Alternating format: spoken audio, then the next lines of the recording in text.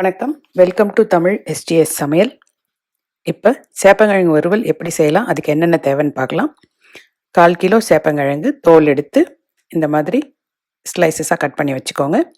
தேவையான அளவு உப்பு, மஞ்சத்தூள், மிளகாத்தூள், தாளிக்க கடுகு, சீரகம், உளுந்து, எண்ணெய் எடுத்துக்கோங்க. 1/4 கிலோ சேப்பங்கிழங்குன்றதால 1/2 லிட்டர் தண்ணி எடுத்திருக்கேன். ஒரு பேனில் தண்ணியை சேர்த்துட்டு அடுத்து சேப்பங்கிழங்கும் சேர்த்துக்கோங்க.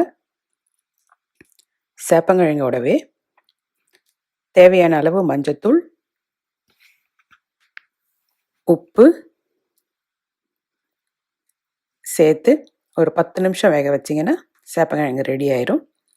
இப்போ ஒரு பேனில் எண்ணெய் விட்டு கடுகு, சீரகம், உளுந்து சேர்த்து தாளிச்சுக்கோங்க. அதெல்லாம் நல்லா பொரிஞ்சதுக்கப்புறம் வேக வச்ச சேப்பங்கிழங்கு சேர்த்துக்கலாம். நல்லா கலந்து விட்டுட்டு அதுக்கு தேவையான அளவு மிளகாத்தூள்,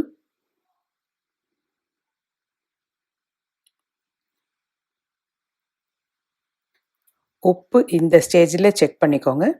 பத்தலைன்னா இப்பயே சேர்த்துக்கலாம். ஒரு 10 நிமிஷம் வறுத்திங்கன்னா சேப்பங்கிழங்கு முறுமுறுன்னு ரெடி ஆயிரும். நீங்களும் இதை செய்து பாருங்கள். எல்லாருக்குமே இது ரொம்ப பிடிக்கும். எல்லா வெரைட்டி ரைஸோடவும் இது ரொம்ப நல்லா இருக்கும். இதுக்கு தேவையான பொருள் எல்லாமே டிஸ்கிரிப்ஷன் பாக்ஸில் கொடுத்துருக்கேன். மற்ற வறுவல் லிங்க்ஸும் டிஸ்கிரிப்ஷன் பாக்ஸில் இருக்குது.